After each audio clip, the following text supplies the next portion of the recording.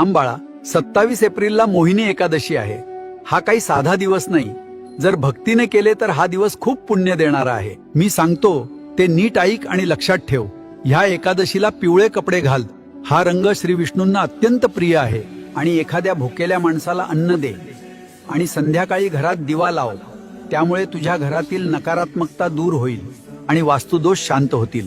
लक्षात ठेवा, या दिवशी केलेले प्रत्येक सत्कर्म हजारपट फळ देते। हा दिवस चुकू नकोस बाळा।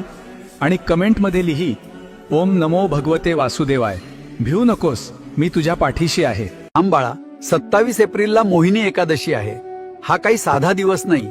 जर भक्तीने केले तर हा दिवस खूप पुण्य देणारा आहे। मी सांगतो ते नीट ऐक आणि लक्षात ठेव। ह्या एकादशीला पिवळे कपडे घाल। हा रंग श्री विष्णूंना अत्यंत प्रिय आहे। आणि एखाद्या भुकेल्या माणसाला अन्न दे आणि संध्याकाळी घरात दिवा लाव। त्यामुळे तुझ्या घरातील नकारात्मकता दूर होईल आणि वास्तुदोष शांत होतील।